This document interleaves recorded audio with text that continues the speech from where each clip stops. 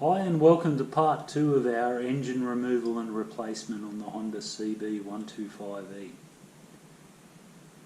Now this is probably going to be pretty amusing for you guys. Normally when I put an engine back in, I always get an assistant, but I want to prove to you that it can be done with one person. If you do have somebody handy to give you a bit of assistance, that's great. You should do that because the motor weighs 30 kilos. It's not light.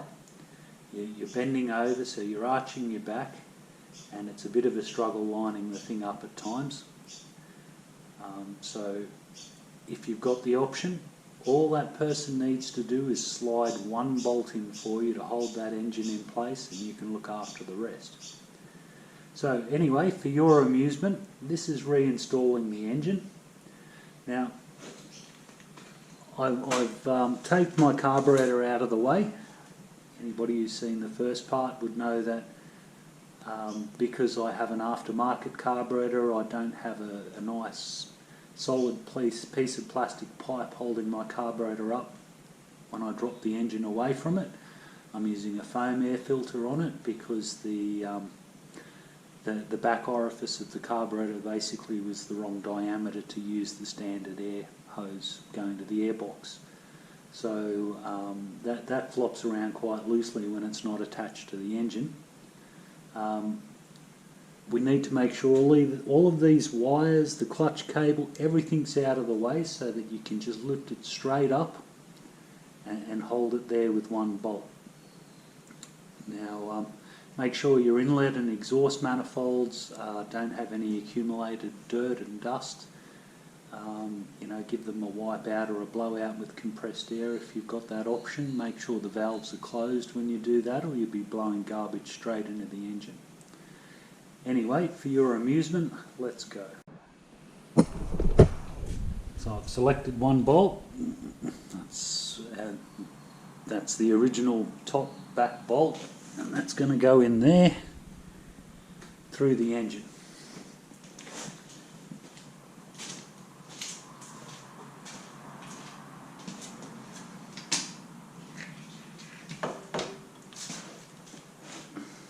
I'm keeping that in my hand because I need it.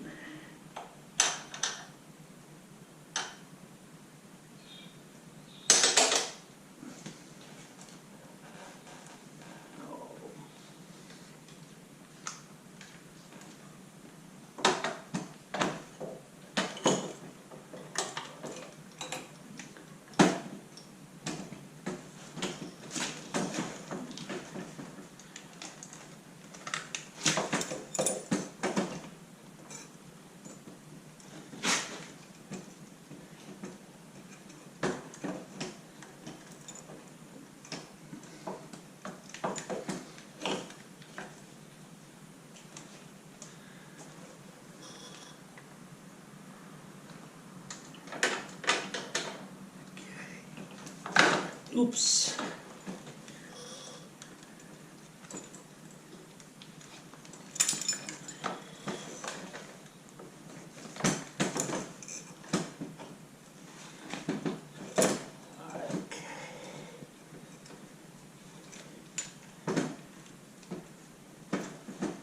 You guys amused yet? I'm not.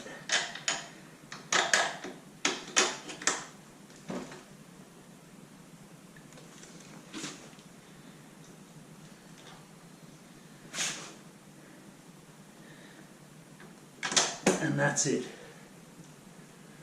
That's one bolt. Now you probably noticed that I got it up and I actually rested it on the brake pedal briefly. If you need to rest it for a second, something solid like that is your best bet. Whew. I'm glad I don't do this too often.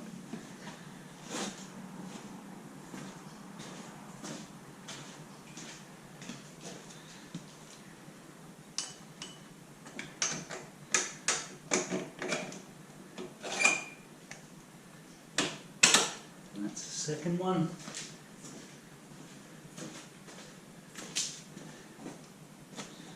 Happy days. So now we've got the engine basically sitting in the frame, held up by the two rear mounting bolts.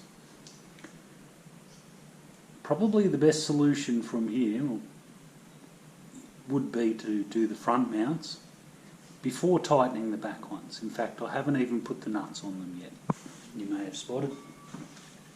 Now your front mounts come in two sizes.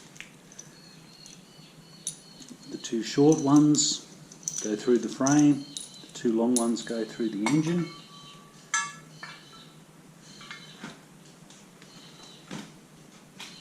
Let's start by putting those in.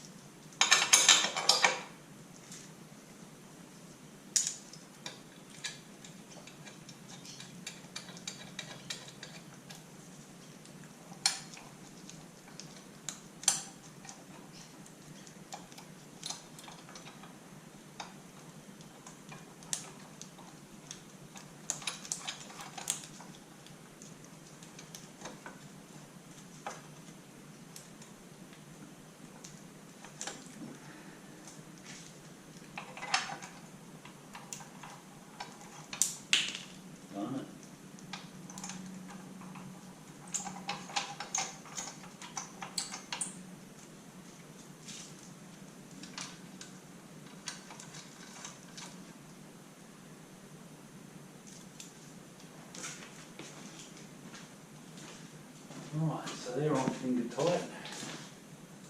What we do now,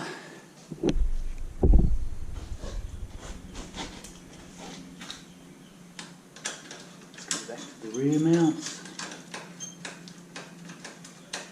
That's the nut on one.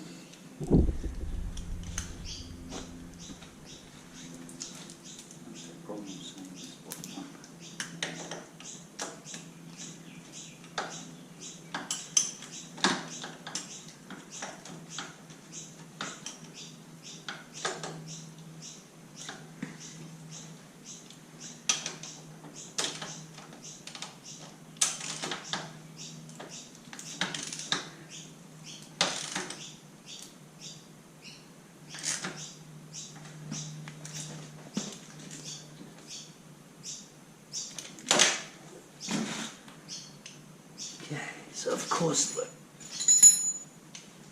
nuts are the bolts are turning.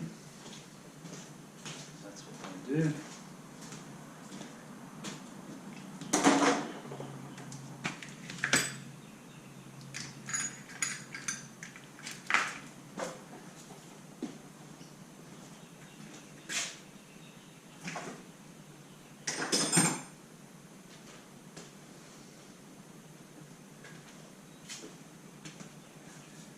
Of course my 14mm spanner has gone missing.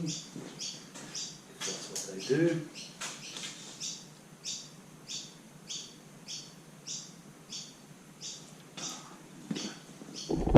Behind it.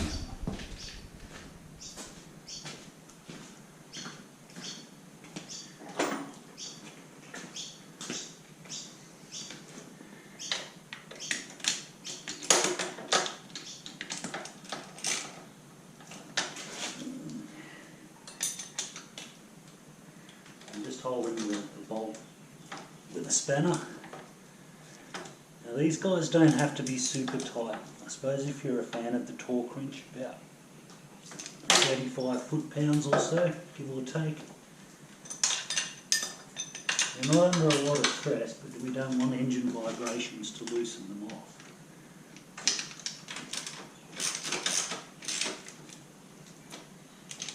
An old-fashioned person like me, I'll just say do them up firm, but not too tight.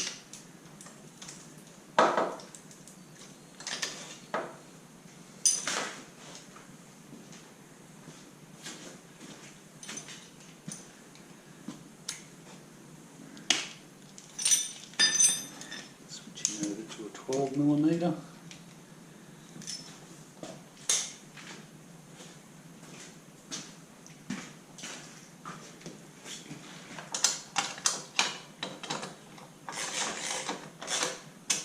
Again, firm but not too tight.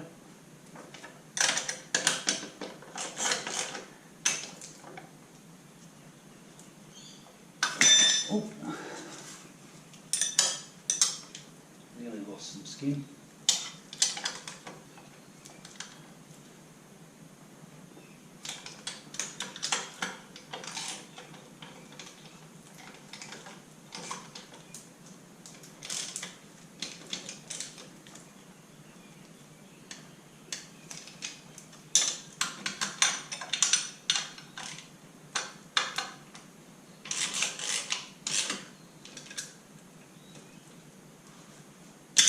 Oh, did lose some skin.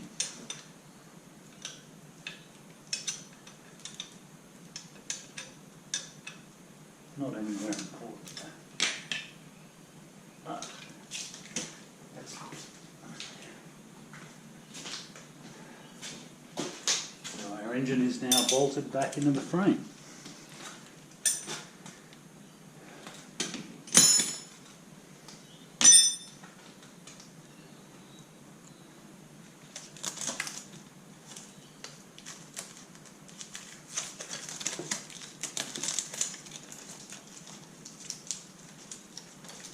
Releasing my carby.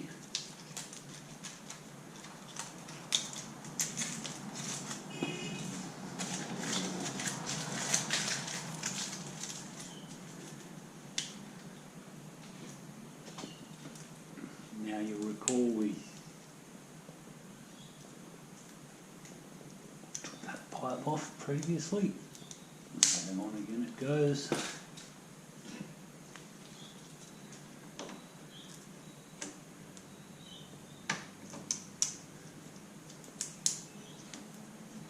That's actually part of the emissions, that pipe.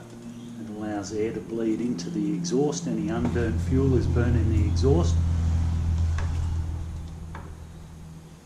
So if you're ever going down the hill and you hear backfiring, part of that is actually that mechanism doing its thing.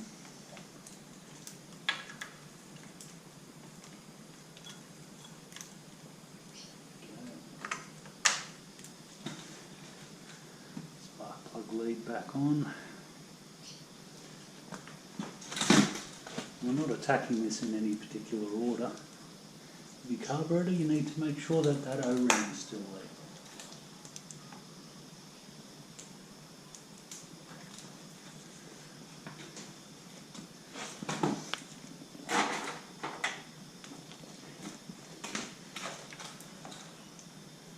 If yours is a standard carburetor that you've just left hanging, you'll find it will be actually fairly easy to line up.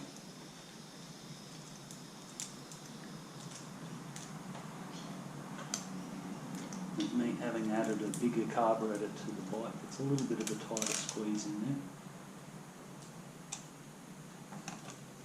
Okay, that's one lined up.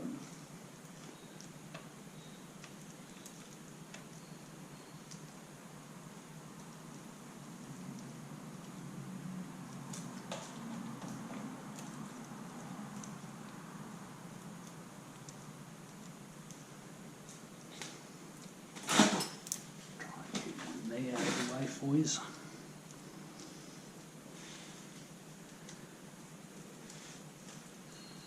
This is the inlet manifold that we're installing here. The carburetor is still attached to it.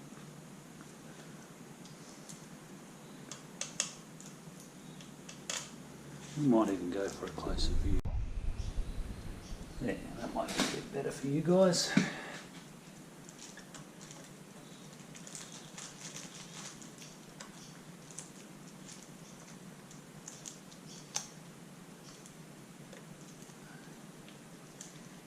Carefully moving things around until they line up.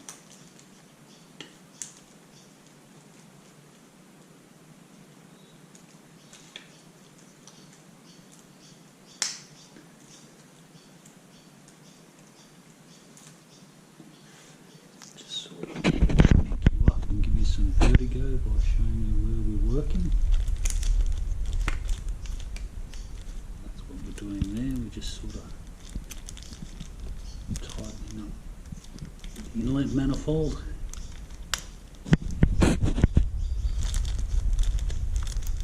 Now I'm using an Allen key that has a ball on the longer end. It's really handy because it allows you to work.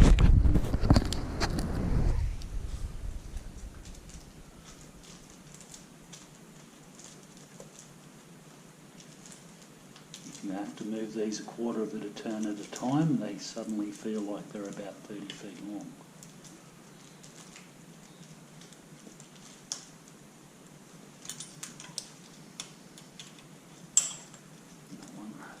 Yeah, nice.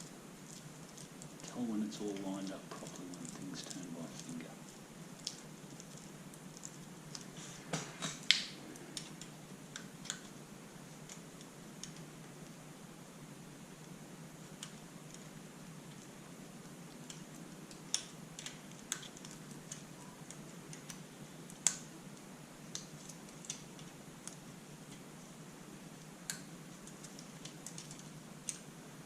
Now, you'll feel these suddenly go hard, and that means that they're just, you're at that point where you're nipping it up. Because it's an O-ring and it's a vacuum seal, it doesn't need to be really tight. It doesn't. You don't have to yank these guys down hard. So that's probably about 1/8 of a turn that I'm putting on that. Past that point where you can just feel it go hard.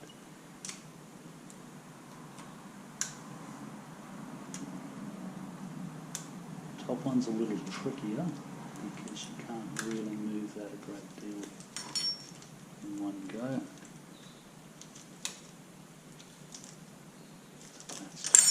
Oops, there we go.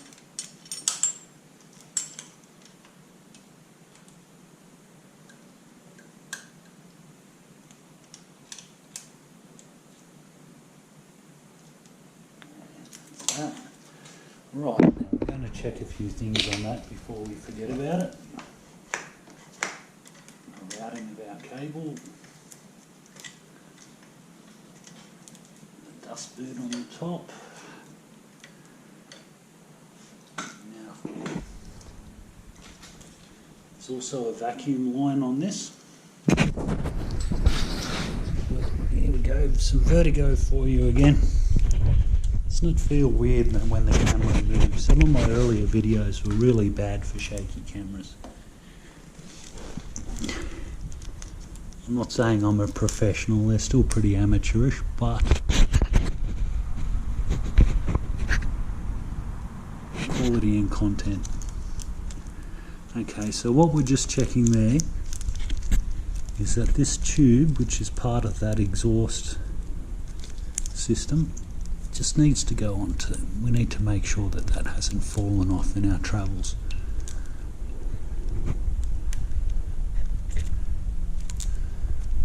He's back on, he looks like that, nice and dark.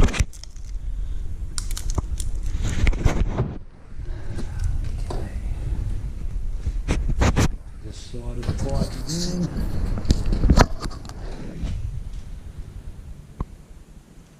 I might cut some of that stuff out, I may not.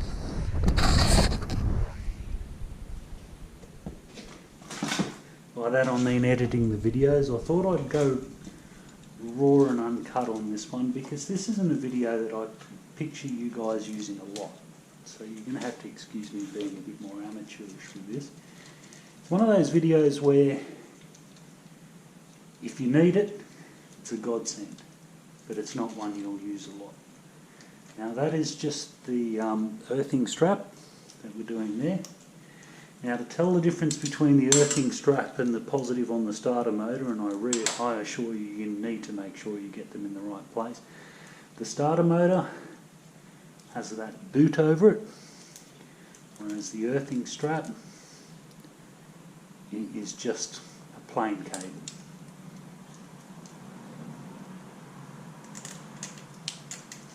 You can go in there.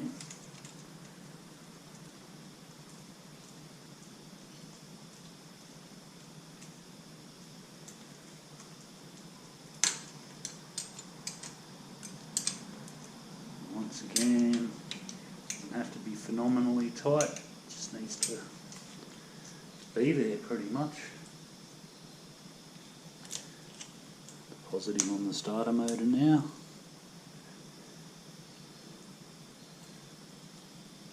That's a spring washer on that, we want that on the top.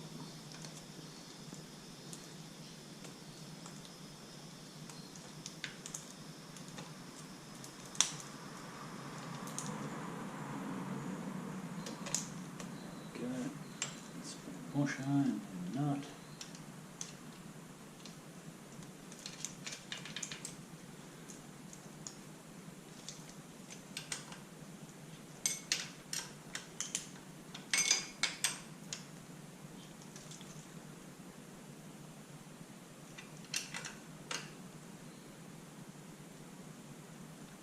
Doesn't have to be too tight. You need good electrical contact on that one. And we just stretch the boot over it to cover it up.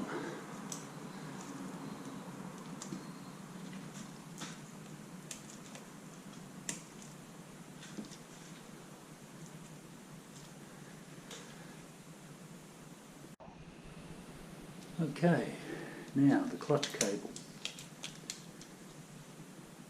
You may not be able to see that, I've spun that right around, but that has a groove in it, and that allows you to pass the cable itself through that groove, and then that round part on the end of the cable will actually sit in the round part there. When you see it, you'll go, ah, that's what you mean. Okay, so just like that, nice and easy.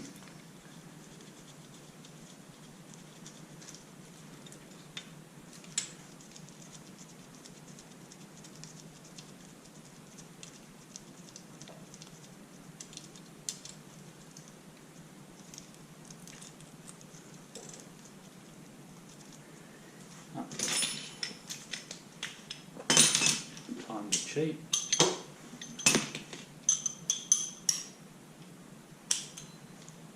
Millimeter on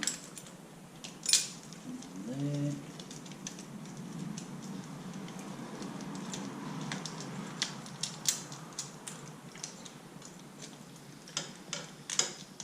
Just putting those bolts through there.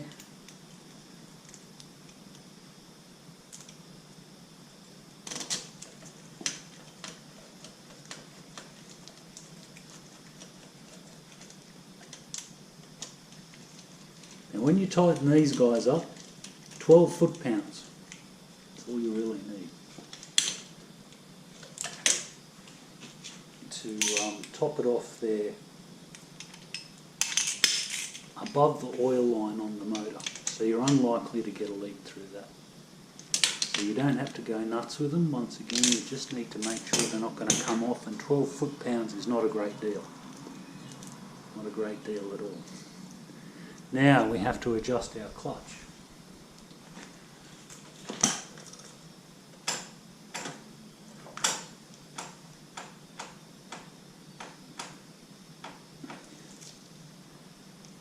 Now when I'm moving the clutch, that's where it starts to feel hard.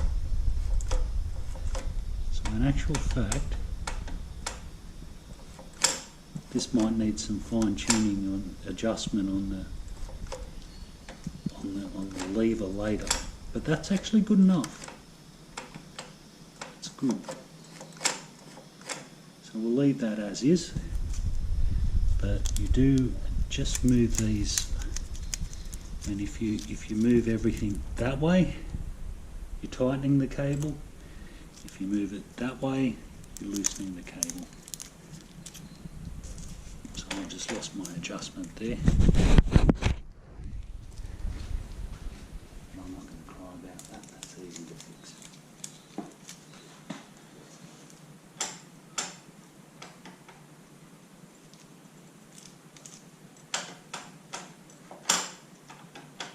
The important thing is that you don't get that cable too tight. If you get it too tight, clutch might slip as you're riding along. If you get it too loose, it may not disengage properly, so when you put it in gear, the bike will take off, possibly leaving you standing there, which is pretty amusing to passers-by and spectators, but not real good for you. Now we'll change field of view again so we can do the exhaust. Now in the first video, as we discussed, because I'm using an aftermarket exhaust, I only have 2 points where the pipe is held onto the machine. Don't forget, when you're putting your standard exhaust back on, you've got an extra bolt down here. Now, ignore the extra bolt, those standard exhaust users. What you need to do is get the pipe suspended and then go from there, so you're really doing the end, which is this guy here. I'll try and keep out of the way. And the manifold. Once you've got those two attached, you can put that middle bolt in while it's all loose, because you might need to jiggle things around a little bit to make it fit. Now, before we go crazy on this, I just need to check that I have a gasket in my exhaust manifold, which I do. These guys aren't as good as the copper ones. If you've got a copper one, definitely keep using it until it becomes unserviceable. These composite ones, they're alright. They do the job, but they're not as durable as a copper one. I've seen copper ones last for years. Anyway, he's good enough. Hopefully that doesn't leak, because that would just irritate me.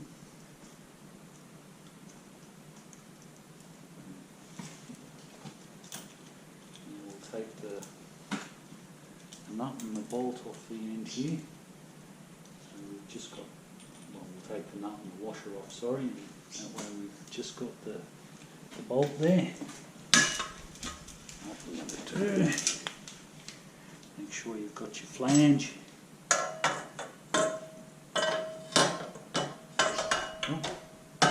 Just put that on the right way. We've got our flange, we'll put the flange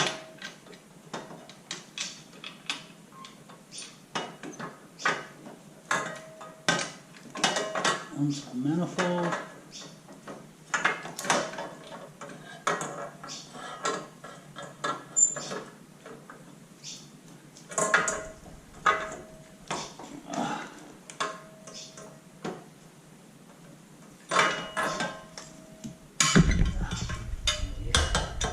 Just a little sticky. Put your pipe into the manifold, then line the flange up and put it on. Come around to the back. Oh, and she falls.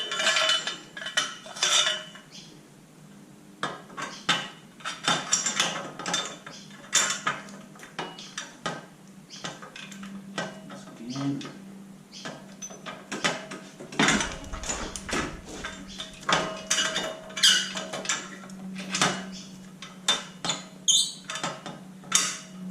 Pipe up into the manifold.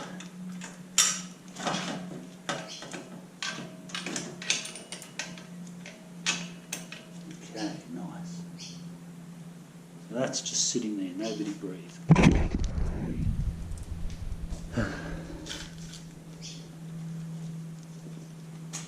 Once we have a nut on the manifold, life will be a bit easier because nothing will fall off then.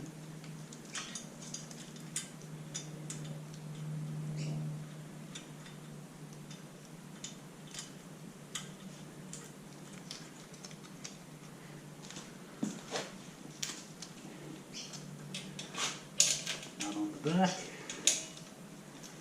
Alright, now we need to do a bit of alignment.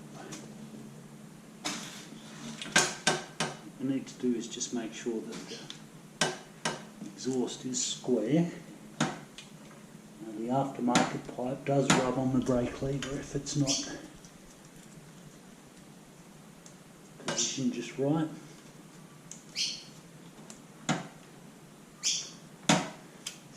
good.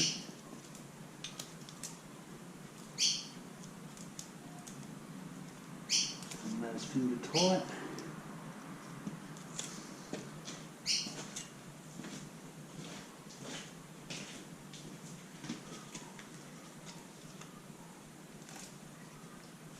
Nice.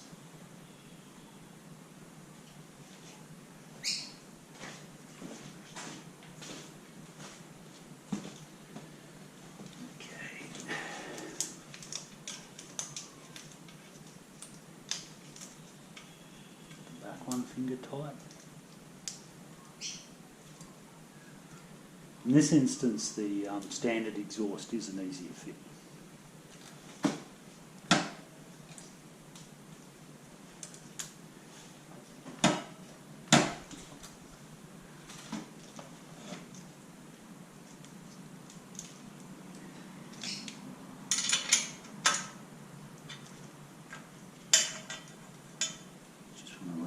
Around a little bit.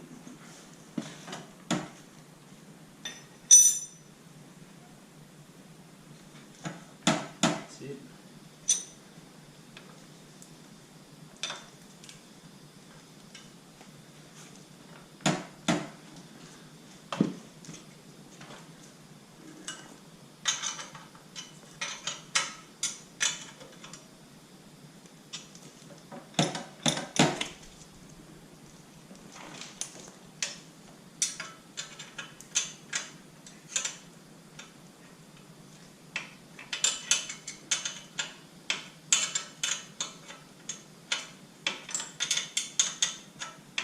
The exhaust manifold is a little bit tricky because if you under tighten it, it will leak. If you over tighten it, it will leak.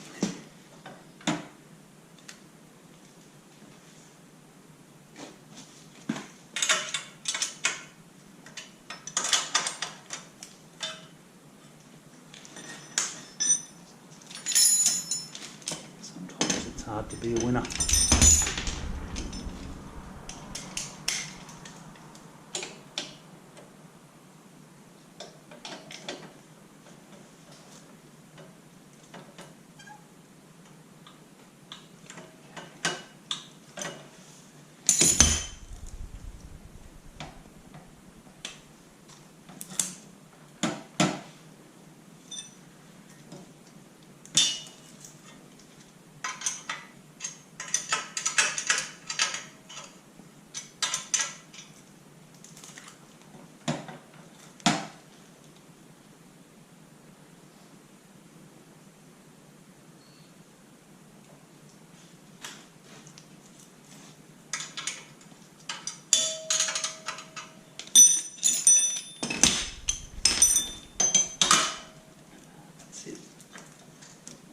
Just jamming that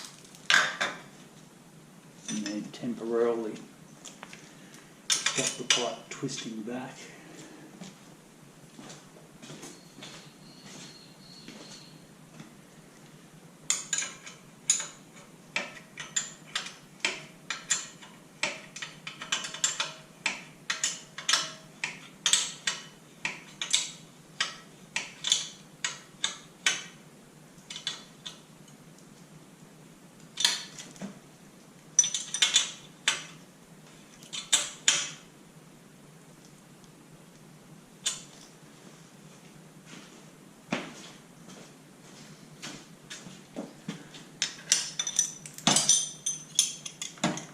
Beautiful.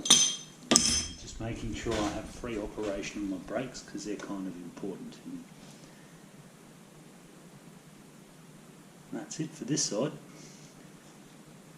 Let's have a look at the other side.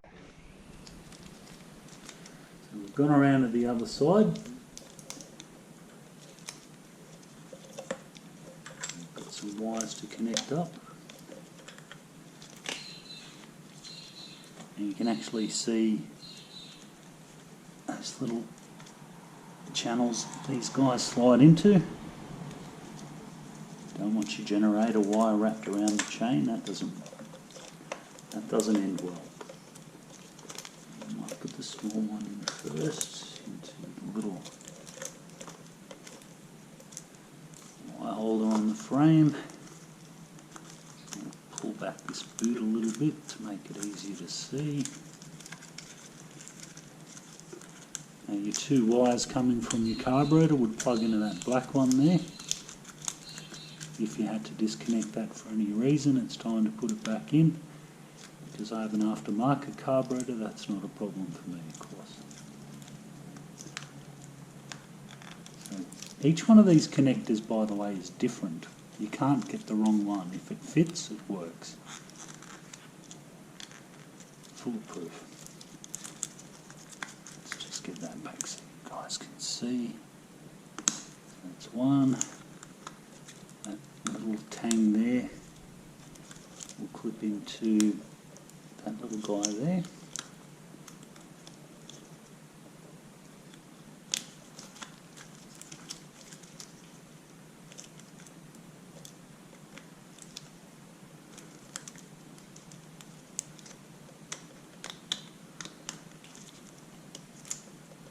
That's nice. Need to get that boot over that nicely. Tuck that neatly where it belongs in there.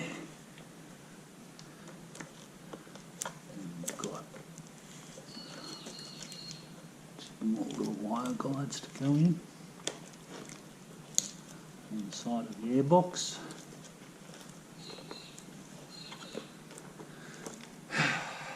That's looking pretty good.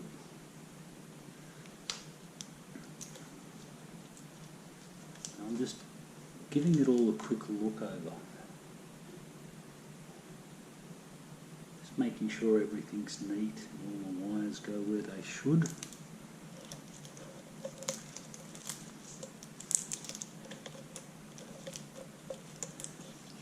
What I'm looking at here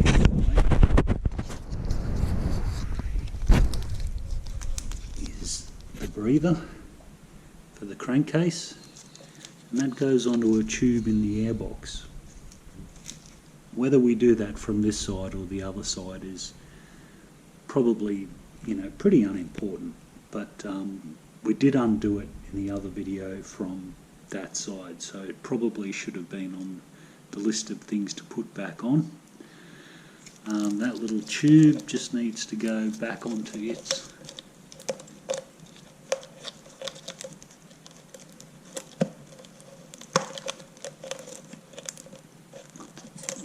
slide back in where it belongs, if I can find it. There it is.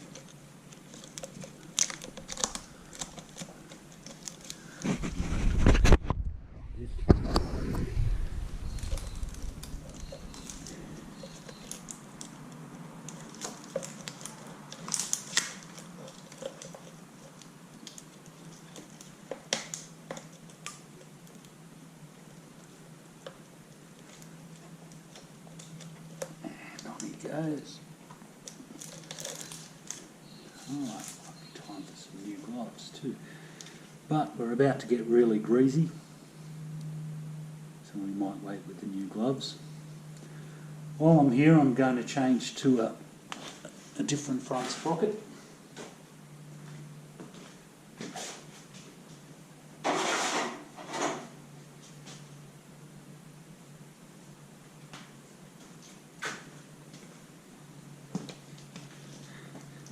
Hopefully should be the right one. Let's have a look. 1, 2, 3, 4, 5, 6, 7, 8, 9, 10, 11, 12, 13, 14, 15, 16. Yep, that's the one.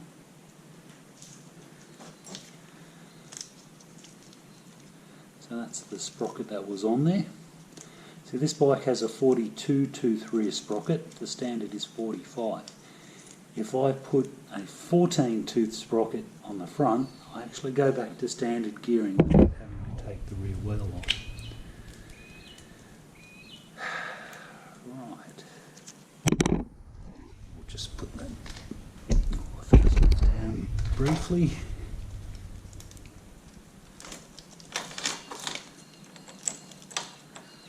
That on the end of our chain. Now, on reinstallation, you can see it's splined, and that fits onto the spline. The retainer, on the other hand, is splined, but when you put that on like just straight onto the spline like that, it basically won't line up with the bolt holes. And if you have a look really closely,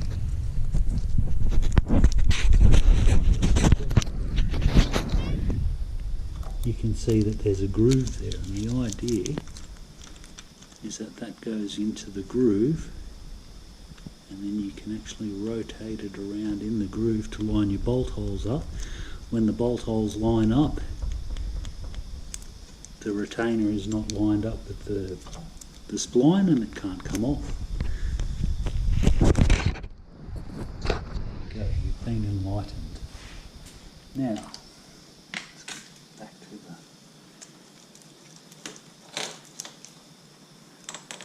mechanics of the situation, so to speak. Oh, there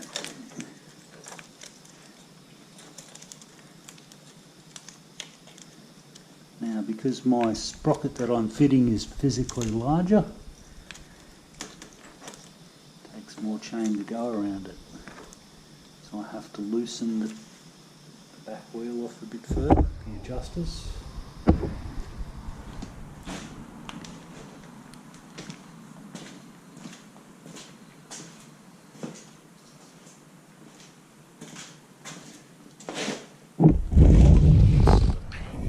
So you can see that.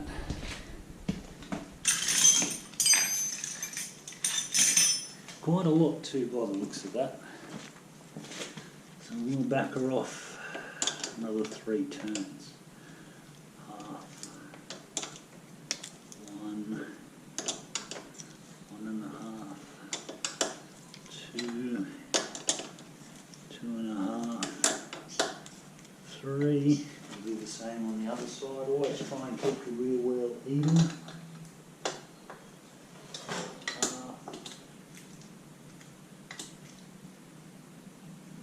One, 1.5, 2, 2.5, 3. Just a little tap to the wheel moving. So tension on the chain, obviously the tensioners pull the wheel that way and tighten up the chain. Now,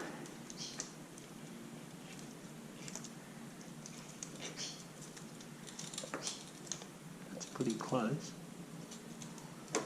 Ah, gotcha.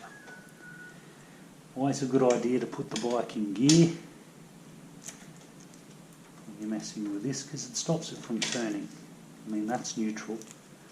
Obviously neutral does what it does, and that just makes it harder for you to work on it. But now we get our retainer, slide that on,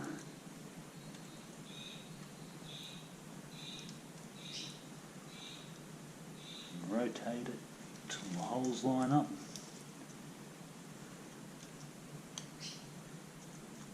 Bolts can go in.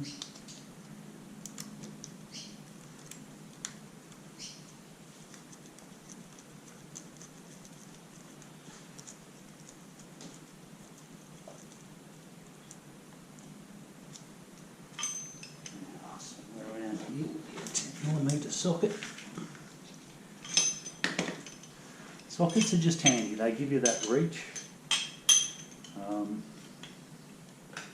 Putting a spanner in there is a bit dodgy, but a socket with an extension bar,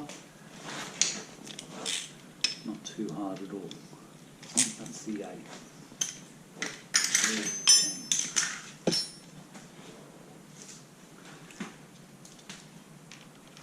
That's a 12. That's a 14.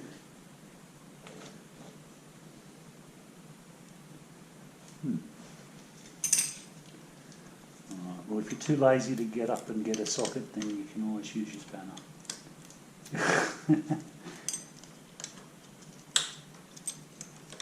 Once again, this doesn't have to be rock hard, but if this comes loose while you're riding along, you'll sure know about it.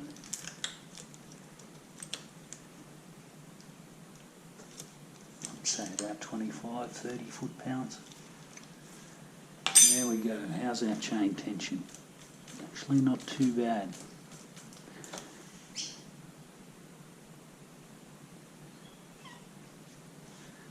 Time for some new gloves. Aren't those latex gloves the best? $10 from Coles, pack of 100.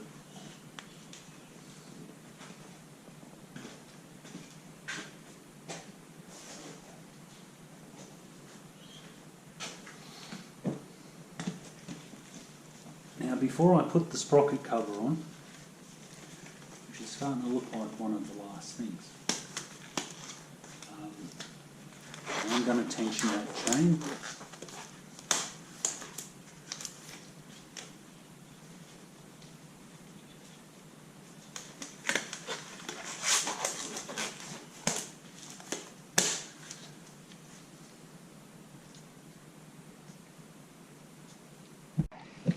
Now, tensioning your chain is pretty easy. Let's have a look at a couple of things here. First of all, you can see a series of graduations of marks on the tip of the screwdriver there. That one there, that one there.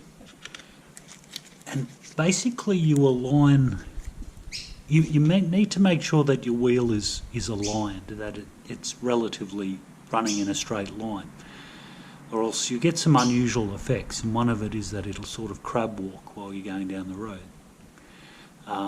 So on both sides of the bike you've got that tensioning mechanism there, and you basically, when you're tensioning it up, you pay attention to these marks and you tension both sides equally. So we're on 1, 2, 3, 4, 5 marks. So I'm going to, we don't want our chain too tight, so we'll go up half, and that's pretty good. So we're about 1 millimetre past the mark. So we just go to the other side and we count the marks and we make sure that they're the same.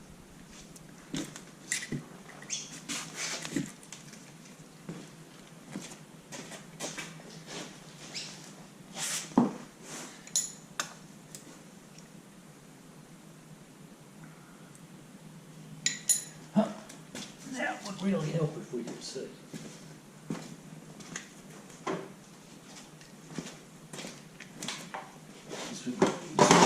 Putting the whole thing in a shadow.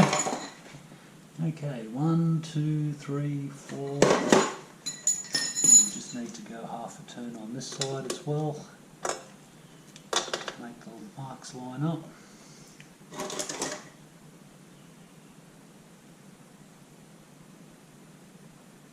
2, 3, 4 and 5. And we want to, with us moving the wheel around, it's not quite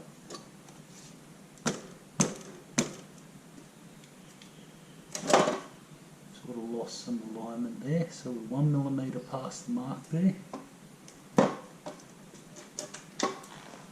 that's basically it. Now I won't even bother trying to move the camera around to show you that, but when you come to do it on your bike you'll see exactly what I mean, and you won't have any real dramas. The last thing we need to do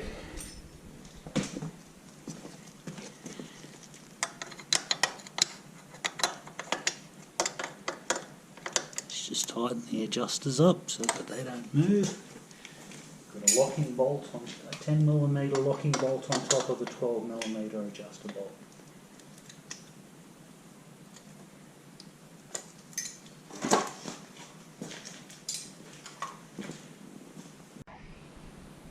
So this is the other side. Shadowy, as I said before. You've got your marks there. You've got the end of that adjuster to line up with the marks. See there without my hand in the way. sort of see what I'm saying. Final step. Tighten it back.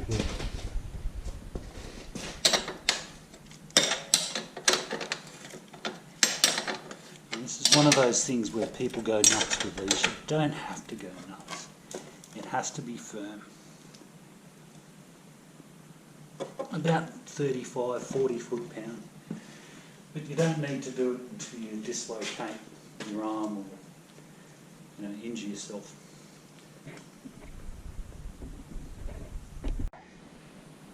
Now we'll go back around to the sprocket side.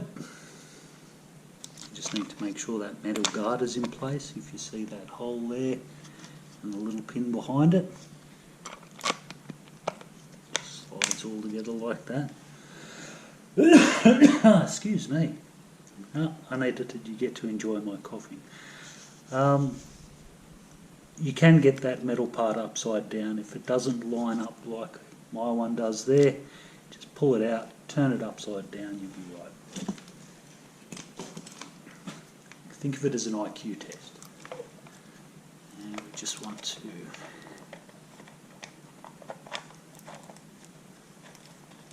get the bolt started.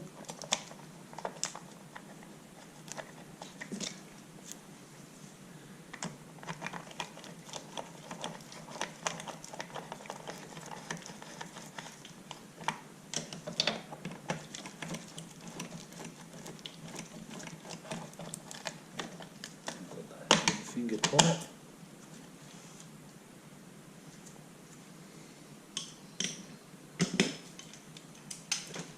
They just need to be nipped up, maybe 20 foot-pounds, just enough to make sure that your chain guard doesn't fall off. And they're starting to look pretty good.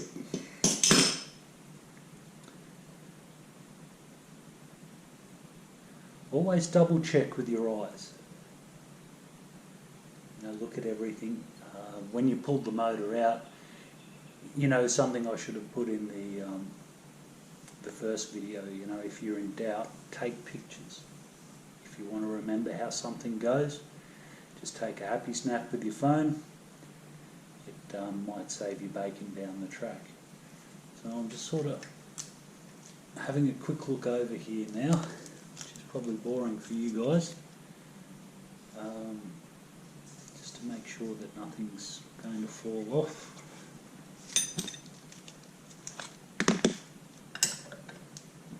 Of course it's not that one. Let me check that one. I usually loosen these as a pair, so I know if one of them is loose the other one will be as well, and it's not. This motor's actually been sitting stored for maybe 6 months, possibly longer actually, maybe more like a year. It hasn't fired up. It's been in a good environment, it's had clean oil, so it should just fire up. If your motor sits for a long time, you might consider the possibility that the rings may have started to sort of stick on the piston. I don't believe that's going to be the case with this engine, so I'm not going to take any particular steps with that. Depends on who you talk to. If you feel that the motor has been stuck, the best way to unstick it is to dismantle it. Sometimes that's not practical, so you might look at squirting some oil down the spark plug hole and just gently rotating the motor. But anyway, that's getting a little bit off topic there. Resurrecting dead motors is for a different video, I think. So I guess the next thing we need to do, and most importantly of course, check your oil. Make sure that it's got a full sump of fresh oil, particularly if you've sourced a motor from a wrecker's. I've done this before, by the way. You definitely change the oil on any motor that you get from a wrecking yard. It doesn't matter if it's a runner or not. You don't know the history of that oil, and you don't know what type of oil it is. definitely check it. I'll definitely change it and go from there. Okay, so I've popped the tank on it, check the oil as I said. Now there's a video on that, on how to check and change your oil. Let's see what she does. How's that?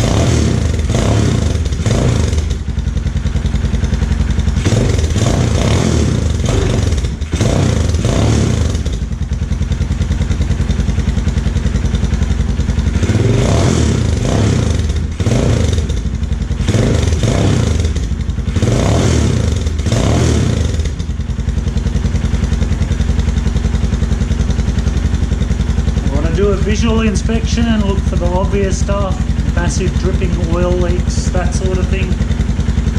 That's pretty good. So that's a 200cc engine that's been in storage for a year.